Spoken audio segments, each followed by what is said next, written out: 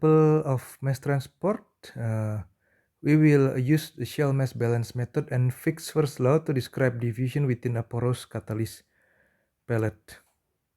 Okay, so what we draw in here essentially is a catalyst pellet. Okay, and we can take a magnifications into the square sections in here.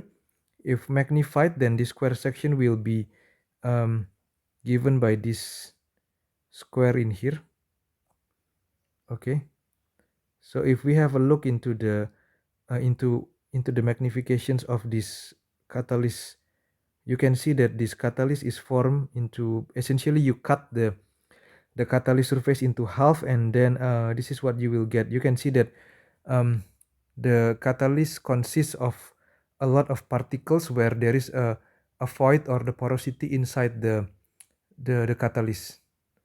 The model in here actually does not describe the diffusion inside the tortuous void passages in the pellet, but in here what we assume is that the model describes the average diffusion of the reactant A and product B. So the reaction that is of interest in here is A become B. So A is the reactant while B is the product.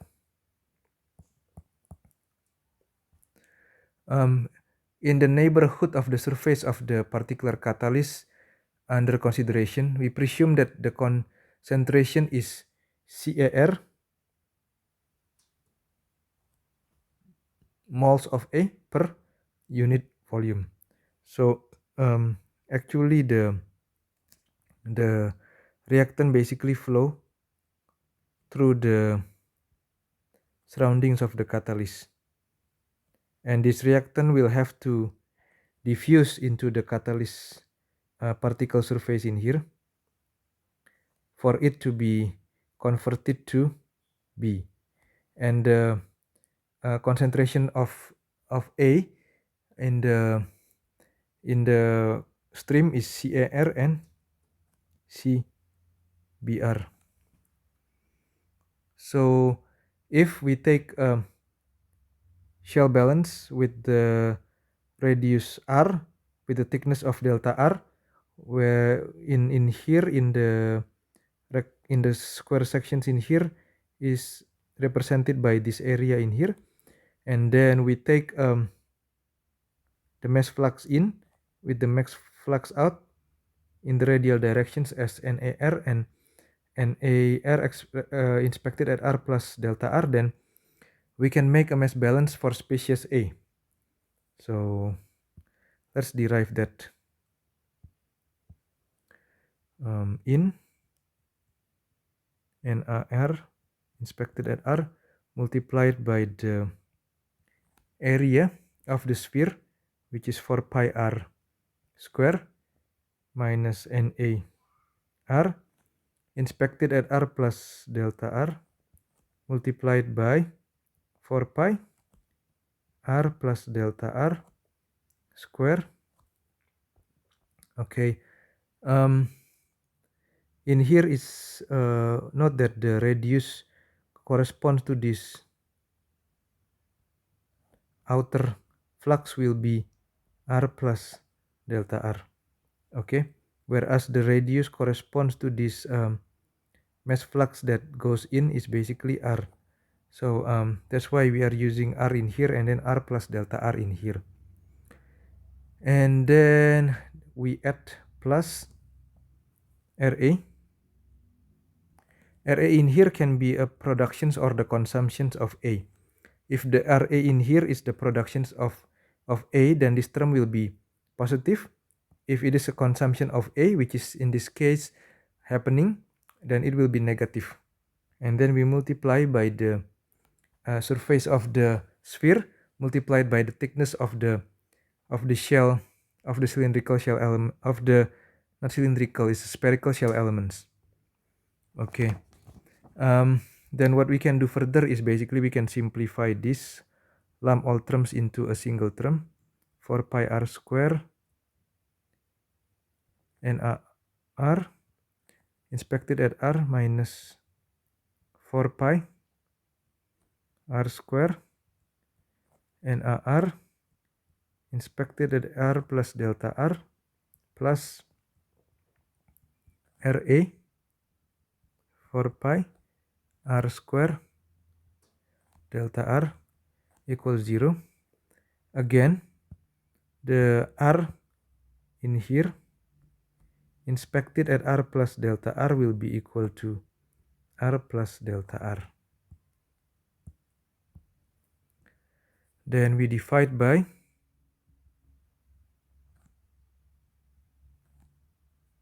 4 pi delta r. After we divide by 4 pi delta r, then we get minus r square and r plus delta r minus r square and r at r divided by delta r, and then we need to put the brackets in here just to make it more clear. R square ra equal 0. Then we can continue by take the limit delta r approaching 0 minus d divided by dr r square and r plus r square ra is equal 0, and then this one we can continue the rearrangement. R square and r will be equal to r square ra. Note that the r in here cannot be separated with this nar because this nar in here is a function of r. Okay, so it's very important. What we have done in here, the derivations is actually in conflict with the fact that the porous medium is a granular rather than continuous. Granular meaning that in here it's all this component is a granular. They are not really a continuous. They don't combine with each other. Okay, therefore in these equations in here, NA, R, and RA cannot be interpreted as quantities that have a meaningful value at a point, but rather they are interpreted to have as the average quantities over the small neighborhood of the point in the questions. Okay, then the next one, what we can do is we can define a quantity called average diffusivity. This quantity or what we call average diffusivity for species A is given by Na R is equal minus dA dCA over dr. And Ca in here is the concentration of the gas A contained within the pores. The effective diffusivity, or this dA in here, must be measured experimentally. It depends on the pressure and temperature and also on the catalyst pore structure. The actual mechanisms for the diffusion in the pores is complex since the pore dimensions may be smaller than the mean free path of the diffusing molecules. We do not elaborate the questions on the mechanisms here, but assume only that this equation can adequately represent the diffusion process. Next one, we substitute these expressions in here into the differential equations.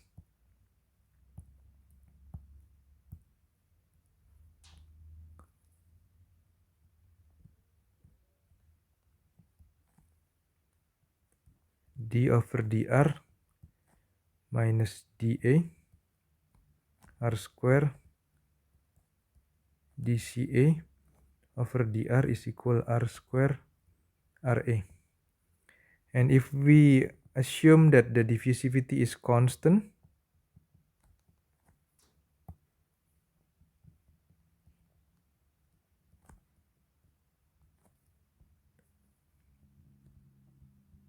minus dA d over dr r square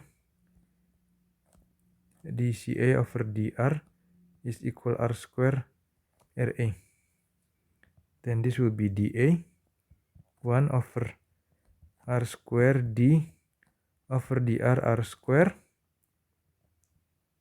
dCA over dr equal minus RA. Okay, now the term that is of interest in here before we can solve the problem is we need to assume what are the reactions that that occurs for the A. Then that if we consider the situation where the species A disappears according to a first order chemical reaction on the catalytic surface, then we can put that your Ra is equal minus K1 sin A Ca. Then if we put this one back into these equations in here,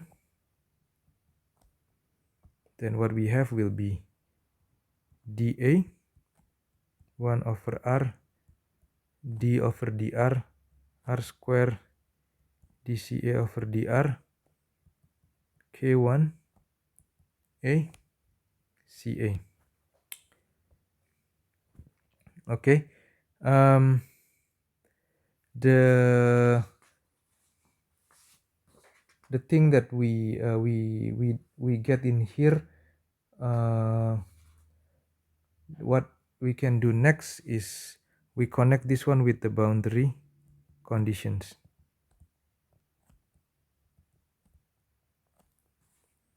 The boundary conditions is at the BC1 at R equal R, then the concentrations of A is equal the concentrations of A in the gas stream. BC2 at R equals 0, Ca is finite. Okay, equation in the form like this need to be solved using a trick, a change of variables. So the particular change of variables that will work in here will have the form of this. Okay, so your Ca will have this form, CAR divided by R FR. So without going into the details of the derivations, which I will give in the note attached to this week Canvas module, and you can basically look at how it is derived. Then the expressions of your solutions for the differential equation should have this form.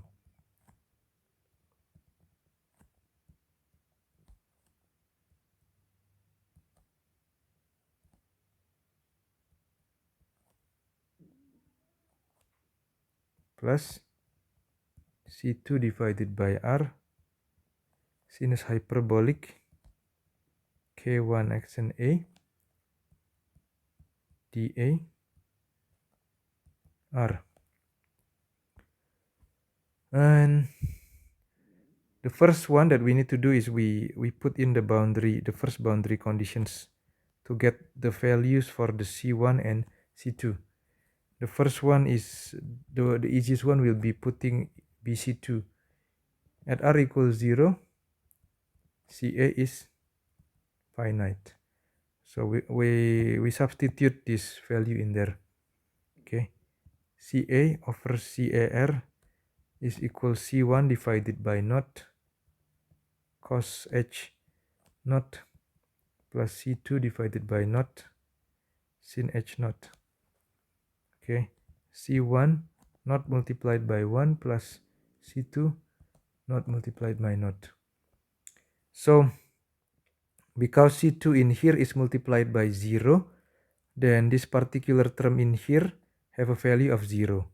But in this case, if C1 have a a finite value, it will be divided by 0, then the term in here will become infinite. So in order for the CA to be finite at r equals 0, then C1 should be 0. Okay, and if C1 is 0, then your expression for the concentrations of A will be C2 divided by R sin hyperbolic divided by dA multiplied by R. Then the remaining boundary condition is the BC1, which is at R equal R, your CA will be equal to CAR. So your CAR divided by CAR will be equal to C2 over R sinus hyperbolic K1 A divided by dA multiplied by R. C2 will be R divided by sin H A divided by dA R. So your CA over CAR will be equal to R, capital R divided by lowercase r sin H K1 xn A divided by dA multiplied by R divided by sin H K1 A dA R. Okay, and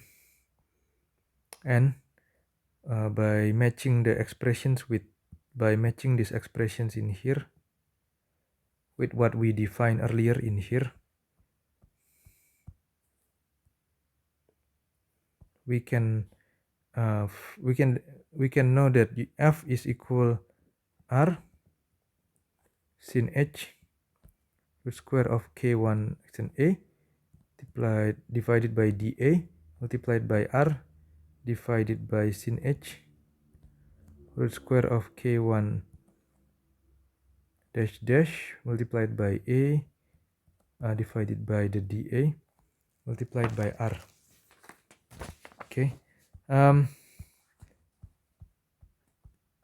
then this A in here refers to the surface to volume ratio.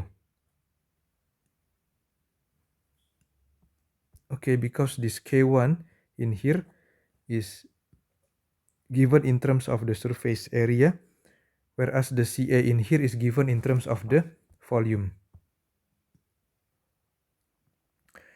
Then after we get the profile of the concentrations, we can derive another quantity of interest in our next video.